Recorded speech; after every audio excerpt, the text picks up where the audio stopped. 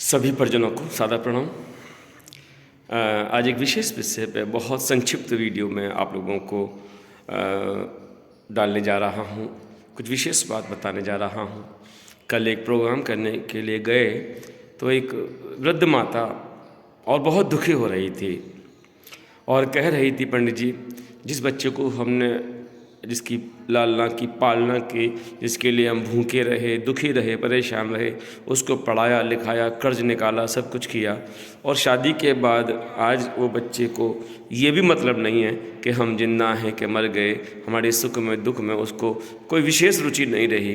तो आज बहुत दुख होता है।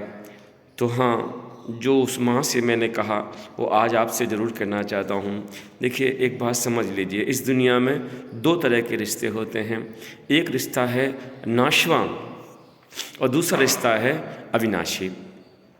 यूँ तो आप शरीर को देखिए, शरीर से ज़्यादा अपना आपका कोई नहीं है। आप चाहते हैं मेरा पुत्र मेरी बात माने, आप चाहते हैं मेरे घर वाले मेरी बात माने, मेरे रिश्तेदार मेरी बात माने, अन्य लोग जो मैं कहूँ सो करें, लेकिन सही बात तो ये है कि ये आपका जो शरीर है, जिसको आप खिलाते हैं, पिलाते हैं, नहलाते हैं, संवारते हैं, श्रृंगार कर, ये शरीर भी आपकी बात नहीं मानता, क्योंकि ये जो रिश्ता है तुम्हारा शरीर से, ये रिश्ता शाश्वत नहीं है।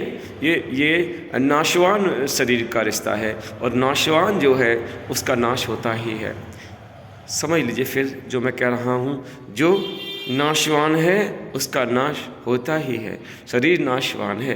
मृत्यु को ये मत समझ लेना अचानक घटने वाली घटना है। नहीं साहब, हर दिन हर पल थोड़ा थोड़ा हम मरते जाते हैं, लेकिन दिखाई जब देता है जब हम 100% मर जाते हैं। हर दिन हमारा शरीर बदल रहा है। हम चाहकर भी शरीर को वृद्ध होने से नहीं रोक सकते। हम चाहकर भी हम शरीर से जो संदेश देते हैं वो ग्रहण नहीं करता, और चाहकर भी हम उस शरीर को अपना कहने के बावजूद भी ये शरीर हमारा है नहीं। तो इसका मतलब ये नाशवान संबंध है और एक अविनाशी संबंध है। और वो शरीर, वो संबंध है तेरी आत्मा से और तेरा, है ना।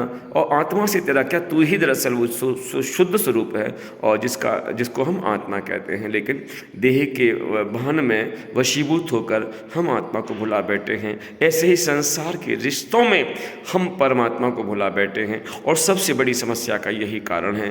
कहते हैं कौन हमारी तरफ भागे, कौन हमें प्यार करे, कौन हमारा बने। तो कहते हैं ता पर कृपा राम की हुई, ता पर कृपा करें सब कोई। अरे भगवान की कृपा, अर्थात भगवान की कृपा का मतलब क्या होता है भाई साहब? अरे भगवान की कृपा का मतलब होता है भगवान के लिए तू कर और पा। फिर समझ लीजिए, भगवान के लिए तू कर और पा। हाँ, भगवान के लिए कुछ कीजिए, निश्चित है वो जो देगा वो कभी धोखा नहीं दे सकता, वो तुम्हें छोड़कर नहीं जा सकता। संसार के रिश्ते तो ऐसे ही होते हैं, आज हैं कल रहने वाले नहीं हैं। मैं एक छोटी घटना बताता हूँ, ज़रा सोचिए। कभी छोटा बच्चा होता है, देखना उसके पाँव इतने चंचल होते हैं, घड़ी घड़ी घर से बाहर निकल जाता है, घड़ी घड़ी। और माँ बेचारी चिंता करती, देख कहाँ गया, अभी यहीं था, कहाँ गया रे, ढूंढ के ला, है ना। और पूछो, ये माँ इतना प्यार क्यों करती है?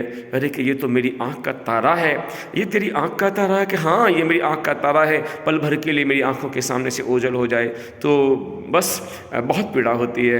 अरे ये आँख का तारा है। और यही बच्चा जब जवान हो जाता है, बड़ा हो जाता है, माँ बूढ़ी हो जाती है, इसकी शादी हो जाती है, इसके अपने बच्चे पैदा हो जाते हैं, फिर इसी माँ से जाकर पूछना, बता माँ, आँख का तारा कहाँ है जिसे तू इतना प्यार कर देती है?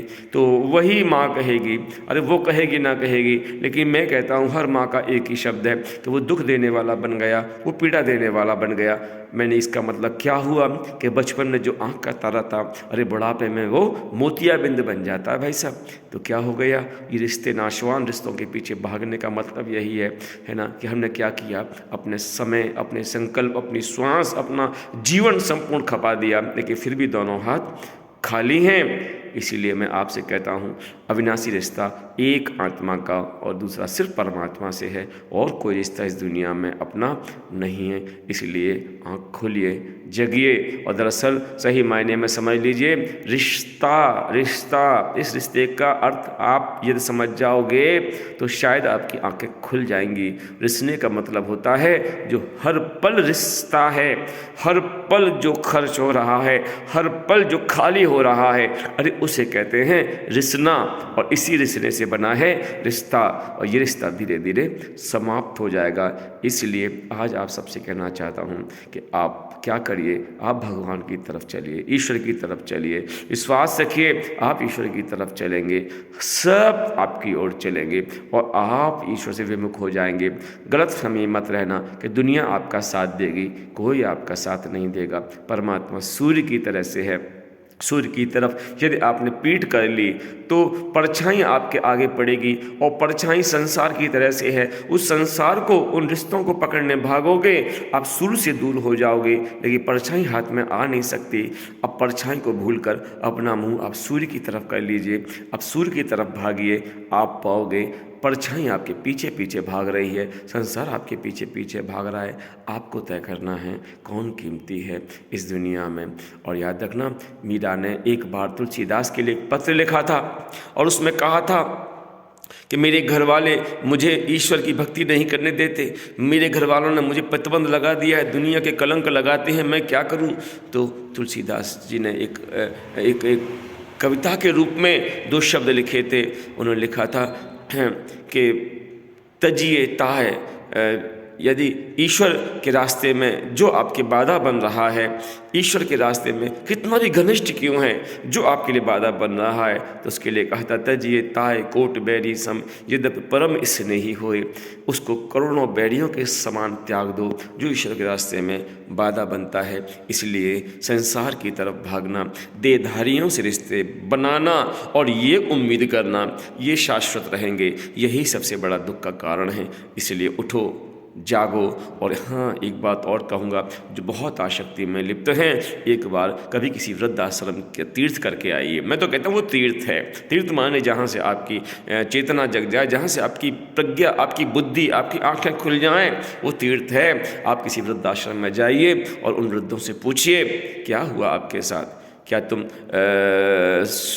खुश हो, क्या तुम अपने आप से संतुष्ट हो, तो आप पाओगे कि हाँ, जिस पीड़ा से होकर वो गुजरे हैं वो पीड़ा आपके जीवन में प्रवेश करने वाली है। इसलिए ईश्वर से सच्चा रिश्ता सिर्फ ईश्वर से है, बाकी सब रिश्ते हैं जो धीरे धीरे रिस जाते हैं। ओम शांति।